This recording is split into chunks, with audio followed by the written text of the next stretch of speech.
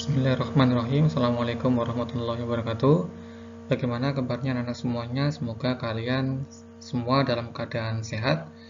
Pada pertemuan hari ini, kita akan melanjutkan masih di bab 2 tentang norma yang berlaku dalam masyarakat dengan subtema perilaku yang sesuai dengan norma.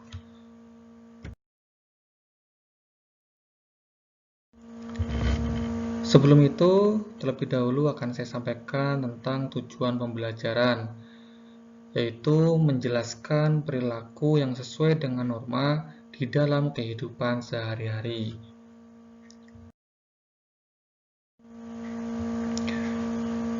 Dalam mengimplementasikan norma-norma yang ada di dalam kehidupan sehari-hari, tentunya akan membantu kita untuk mewujudkan kehidupan yang diinginkan. Sebagaimana yang pernah saya sampaikan dalam pertemuan sebelumnya, bahwa tujuan dari dibentuknya norma atau peraturan-peraturan adalah untuk menciptakan kehidupan yang aman, damai, dan tentram bagi kehidupan masyarakat. Lalu, perilaku-perilaku apa sajakah yang harus kita aplikasikan dalam kehidupan sehari-hari? Yang pertama adalah di dalam lingkungan sekolah.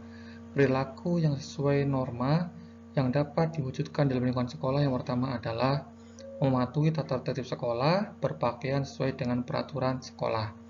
Tidak hanya tentang berpakaian sesuai dengan peraturan yang ada di sekolah, tetapi juga bagaimana seorang siswa dapat mengikuti pelajaran dengan tertib dan sesuai dengan jam yang telah ditentukan.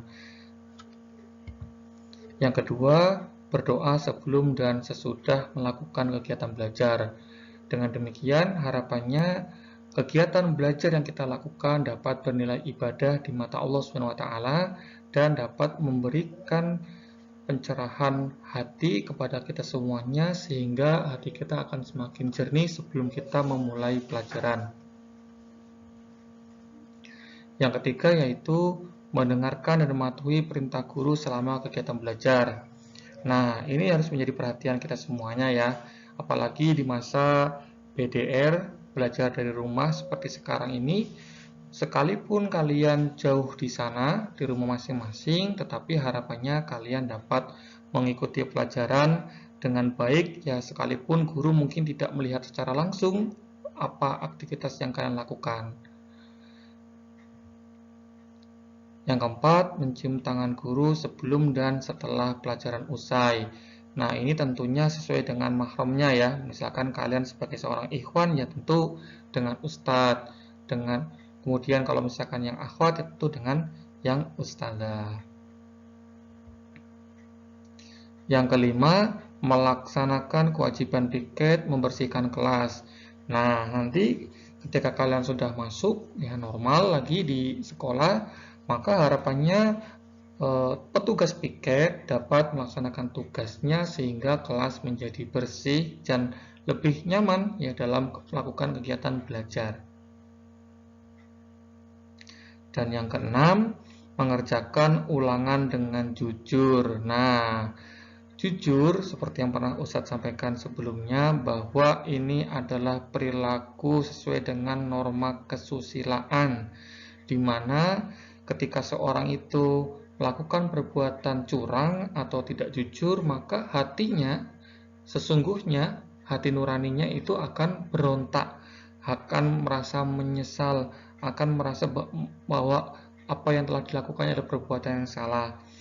Nah, maka di sini dibutuhkan kejujuran dari hati masing-masing, bahwa yang perlu kalian ingat yang namanya jujur ini adalah modal, apalagi kalian masih muda, tentu harus belajar jujur selagi masih muda, agar ketika kelak kalian sudah memasuki dunia kerja, kalian sudah dewasa, maka akan meminimalisir hal-hal yang akan menjadi akar dari perbuatan tidak jujur seperti korupsi, seperti berbohong dan seterusnya ya.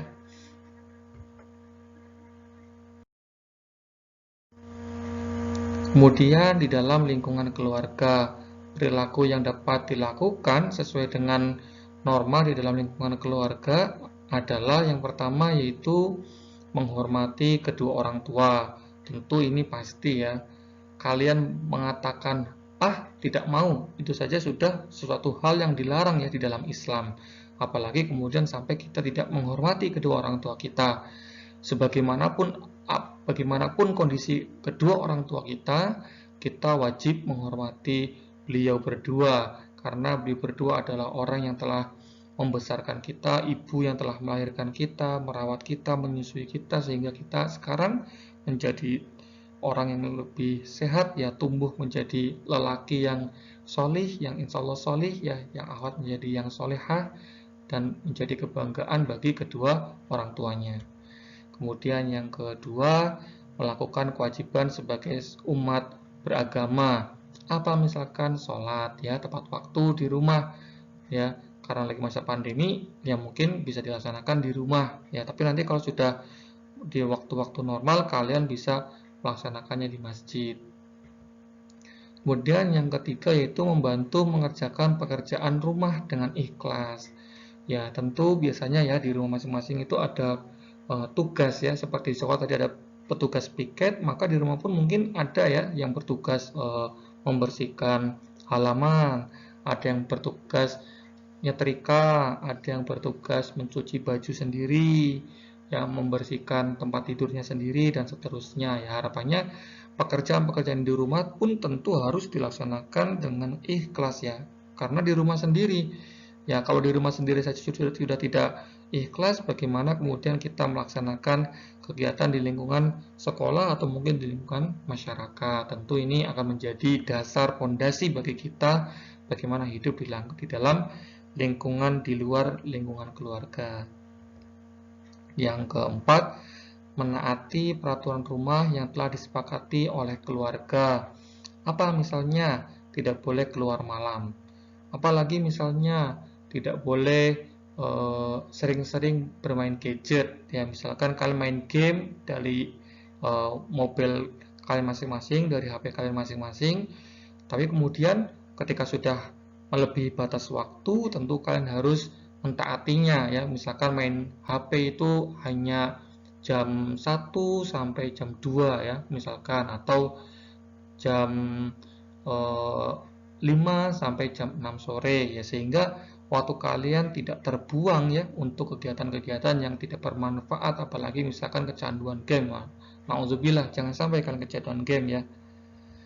Kemudian yang kelima yaitu melakukan kegiatan sehari-hari tanpa melupakan kewajiban sebagai anggota keluarga. Apa sih kewajibannya? Tadi ya sudah saya sampaikan, misalkan menghormati orang tua ya, melaksanakan kewajiban sebagai umat beragama, sholat ya, kemudian membantu mengerjakan pekerjaan rumah, mentaati peraturan yang ada di rumah, dan seterusnya. Dan yang ketiga yaitu di dalam lingkungan masyarakat. Nah ini ya, di dalam lingkungan masyarakat tadi sudah Ustaz sampaikan ya, bahwa apa yang kita lakukan di rumah itu nanti akan dibawa di dalam masyarakat ya. Lalu bagaimana perilaku yang sesuai dengan norma di dalam lingkungan masyarakat? Yang pertama yaitu mengucapkan permisi ya ketika kita melintasi orang yang lebih tua. Misalkan kita naik sepeda, ada warga yang berkerumun di jalan-jalan, kemudian kita menyampaikan permisi ya, atau punten ya, monggo Pak, dan seterusnya. Itu sebagai wujud apa? Kita menghormati ya orang-orang yang kita lewati. Kemudian yang kedua yaitu saling menghargai dan tolong-menolong. Ini suatu hal yang harus kita tradisikan ya di dalam kehidupan kita.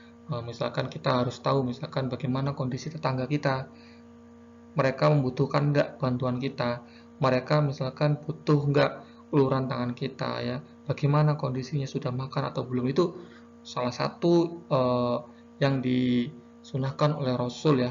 Bahkan ketika kita sedang memasak, kemudian masakan kita tercium ya ke tetangga kita, maka kita itu perlu ya ngasih makanan itu yang kita masak ke dalam ke tetangga kita itu ya, karena itu sebagai wujud apa? Kita menghargai, dan mungkin juga sebagai wujud kita saling tolong menolong, termasuk menghargai perbedaan pendapat misalkan ya, atau perbedaan cara pandang ya, dan seterusnya. Apalagi yang selanjutnya yaitu berperilaku ramah dan menjaga tutur bahasa. Dengan siapapun ya, tidak hanya dengan keluarga, tidak hanya dengan ayah ibu, tetapi dengan semua orang. Kita harus berperilaku yang ramah, berperilaku yang santun, dan tentu kita harus menjaga tutur kata kita. Nggak boleh ya kita mengucapkan berkata-kata kasar kepada orang lain ya, apalagi itu kepada anggota keluarga atau mungkin tetangga yang rumahnya ada di sebelah kita, depan kita ya, belakang kita ya. Ini salah satu bagaimana cara kita berperilaku dengan ramah dan santun. Kemudian yang keempat ya, bergaul dan memperlakukan orang lain dengan baik. Ya, seringkali kita mendapat informasi misalkan ada bullying ya di lingkungan masyarakat atau di lingkungan sekolah. Nah, kita sebagai seorang manusia, sebagai seorang sesama manusia, kita perlu apa? Menghormati orang lainnya. Kita harus memperlakukan orang lain dengan cara yang baik, sebagaimana kita juga ingin diperlakukan baik oleh orang lain.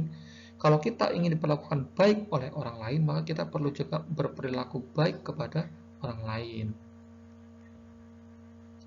Dan yang kelima, mematuhi keputusan bersama dan menghargai perjanjian yang telah dibuat di dalam masyarakat. Misalkan jam belajar malam ya, tidak boleh masyarakat itu membuat keributan ya di dalam lingkungan masyarakat di atas jam 8 misalkan ya. Atau misalkan tidak boleh kita membuang sampah sembarangan di lingkungan masyarakat kita dan seterusnya. Biasanya ada peraturan-peraturan atau perjanjian-perjanjian yang dibuat di dalam lingkungan RT atau di lingkungan RW dan seterusnya. Demikian ya singkat materi yang bisa Ustadz sampaikan. Terima kasih. Mohon maaf apabila ada kekurangan dan kesalahan. Sekali lagi Ustadz sampaikan terima kasih atas atensinya. Selanjutnya silakan kalian kerjakan tugas individu dari Ustadz yang sudah Ustadz tuliskan di dalam classroom. Wassalamualaikum warahmatullahi wabarakatuh.